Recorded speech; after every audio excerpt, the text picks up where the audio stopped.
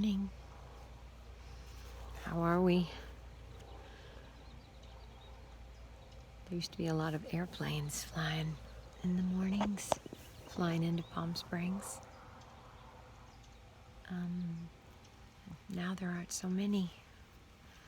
This is peak season for us out here.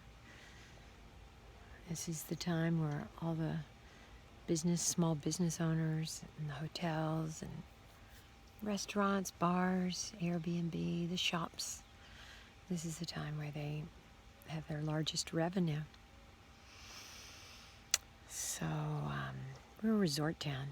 We depend on tourists. And this is our season. Our biggest season is right now. And that's not happening, obviously. I don't know. There's going to be a lot of people that aren't going to be able to make it. There are people who are converting their businesses to takeout and delivery, or I know somebody who works with fire arts. He makes protective device for people who spin fire, and he's converted his business to making shields, protective shields for healthcare providers. There's a lot of people that are doing lots of things,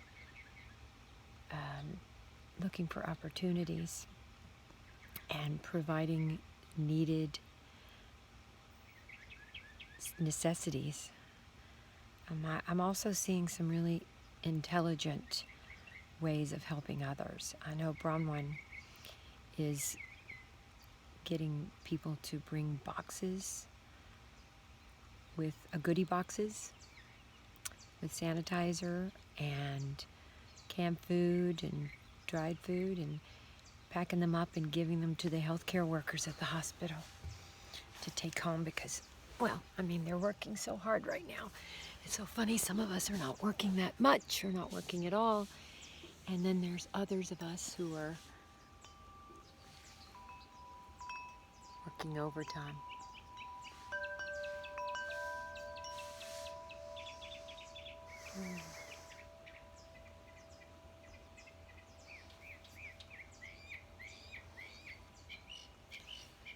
Those are the chocolate mountains over there.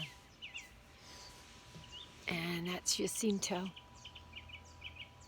It's a hazy day.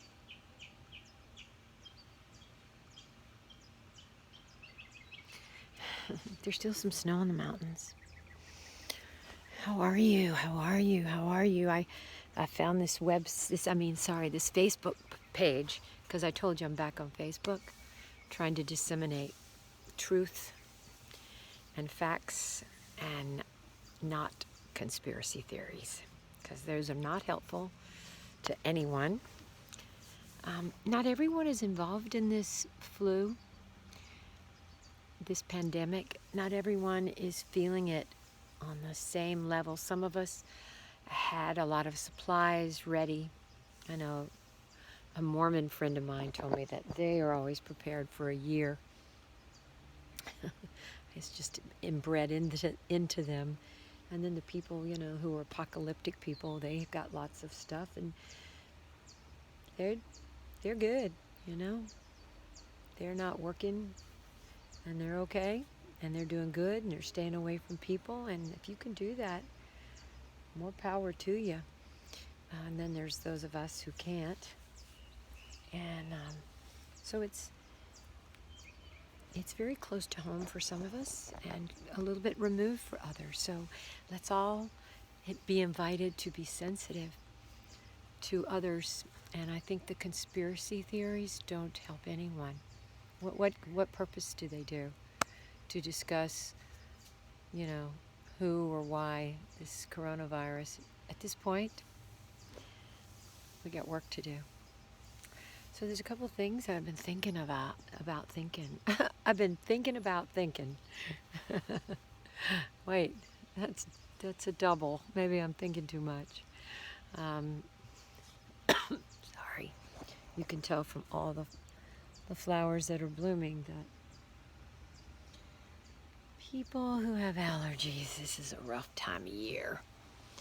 So, and it's funny because you get a little scratchy throat or a cough and you go, oh no. But if you haven't been exposed, if you're wearing gloves and a mask when you go out, if everybody would wear gloves and a mask, it would make it a lot more helpful for everyone. And that's the way it works. If I'm wearing a mask and you're wearing a mask, it cuts down on transmission. And especially if we're really far apart, I prefer 10 feet. I feels to me like 6 feet's not enough. I know, it's weird because when you pass someone on the hike, someone steps way up off the path and you go by and you turn your head, and unless that person is actively coughing or sneezed in the last 10 seconds, you're probably not going to have any transmission there either. So I saw something that I love Russell Brand. I think he's got a lot to share. But I did see something yesterday on his page. 2 things. Russell, I know you're not listening, but if you are, there's 2 things. You quote yourself. I think it's just kind of odd to quote yourself as if you're in the third person.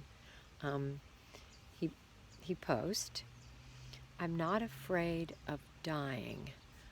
I'm afraid not to have lived." Now, and then Russell Brand underneath it. Now, I've heard that before many times for years. So, maybe you said it, but it's been around for a long time, and so I don't know. I just don't appreciate taking credit for something that's like an old proverb, And sometimes we all think that we think of something original, and maybe we do sometimes, and we've never read it before, never heard it before.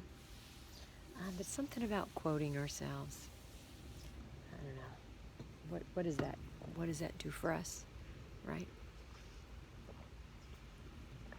And but the thing that he says, other than quoting some words that are quite common words and then taking credit for it, is one commercial plane.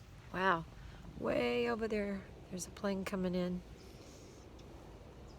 Can you see that? There it is. I don't know who's coming in. There's probably 2 people on that plane.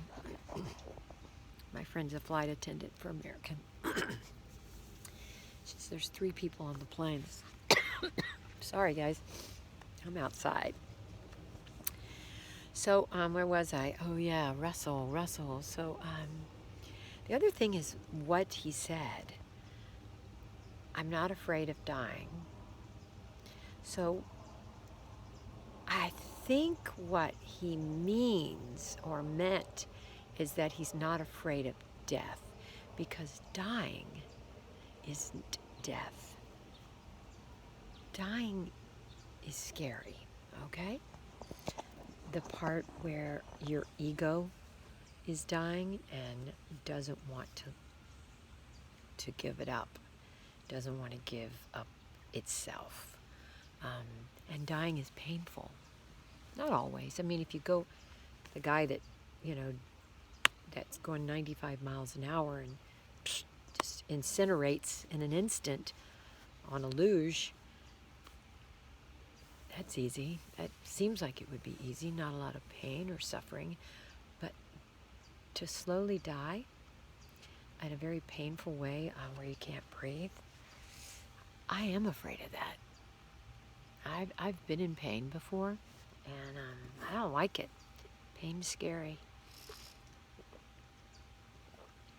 Especially when you're sick and it's happening super fast and out of your control. So I am afraid of dying. I'm not afraid of death. So I think maybe that's what he meant. He's not afraid of death. And then he says he's afraid not to have lived, or not to have lived fully, or something like that. Okay, well, anyway, it was the dying versus death part that I'm just a little confused about. So this COVID time, it's really an interesting, strange time in our lives, isn't it? Nobody on earth has ever experienced this before. So when we come out of this, because this too shall pass, what will you remember? What will you remember about this time? Maybe you should write it down. And I think it's changing too. Like at first it was kind of fun, being all together. It was a Christmas vacation that keeps going. And then the kids have to work, and everybody has to go back to doing what they do. They just do it in a smaller space. You do it in your world. Our worlds have constricted. They're small now. At least the space we inhabit. I'm very grateful. I'm so grateful that we built this house.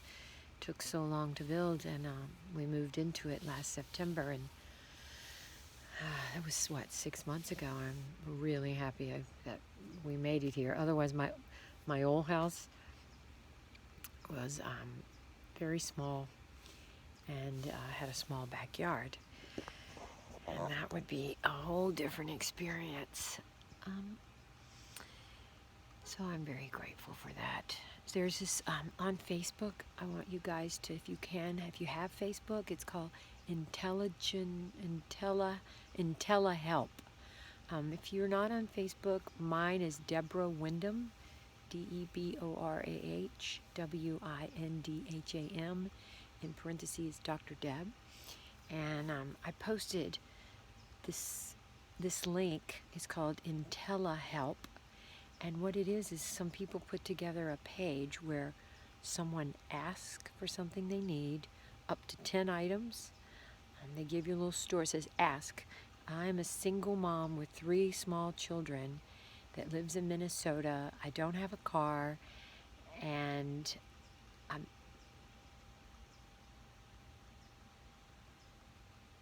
oh my God. Is there a hummingbird around me? What was that? There is, right? I heard it. I felt it. Did you guys see a hummingbird around my ear, my head? Okay, that was... I don't know. I looked around and didn't see him, but there was definitely a hummingbird humming in my ear here. I felt it. My cat. That was freaky. Did you guys see it? Wow. That was intense. Right when I was talking about this page on Facebook, IntellaHelp. So they ask for 10 things that they need: diapers, baby wipes, and you send it to them. And you say, okay, I'm going to get you this. And some of them have their Amazon wish list right there. You can click on their wish list and order it for them, and it sends it to their address. So I felt like that is such a great way to help people directly. So I got a woman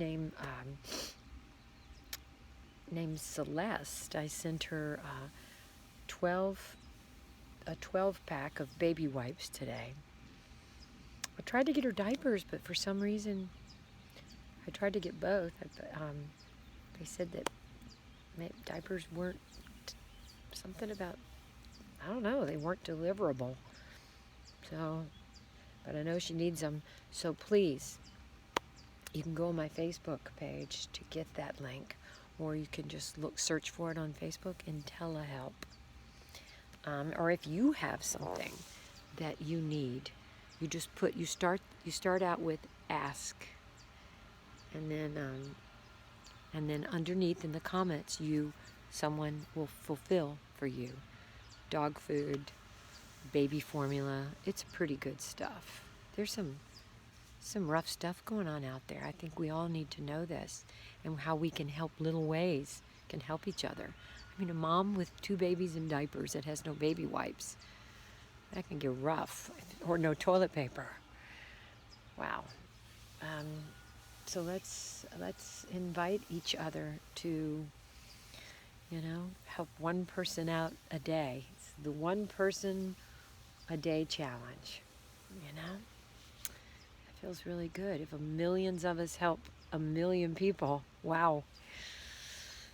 So we give what we can do. We give what we can do. Time or money, that's pretty much what we got in our lives. If you don't have any money, you've got the time.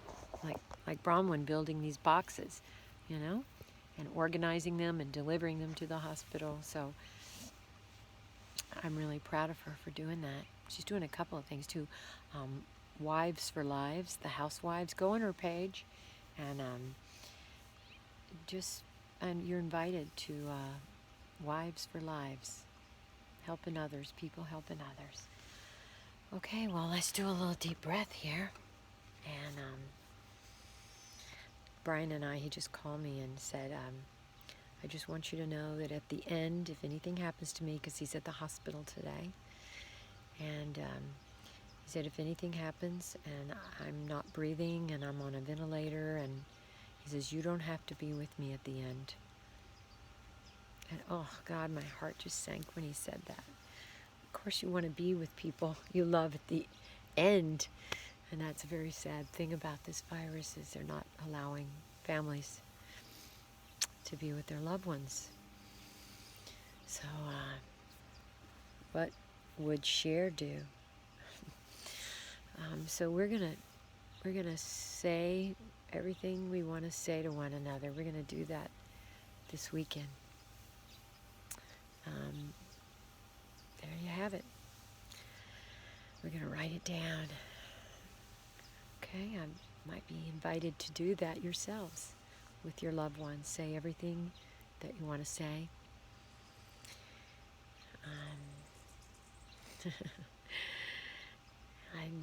Be kind. So let's all relax. Sit up straight. Hands in your lap. You can cup your hands in your lap or rest them on your knees. Sit up straight. Relax your shoulders. Exhale. And just deep breath in through your nose. 2, 3, 4. Hold. 2, 3, 4. Exhale. 2, 3, 4. I'm going to do it again. If you're outdoors, listen to the birds. If you're indoors, listen to your heart. Breathe in. 2, 3, 4. Hold. 2, 3, 4. Exhale. 2, 3, 4. And when you breathe in love and gratitude. Gratitude for being able to take that breath. Feels good to take a deep breath. Let's give gratitude for being able to take that breath. This COVID virus affects our breath. Go figure. So, love, gratitude. Breathe in that beautiful deep breath and feel compassion for those that are not able to. Send them love and gratitude and compassion. May we all live pain-free. May we all live in health. You are all in my prayers. I'm praying for you. I'm praying for my followers, so I'm praying for those of you. And I know, I see your names. I love you. I'm grateful. I'm grateful we're here together. And I hope to be here together for a long time to come. Okay?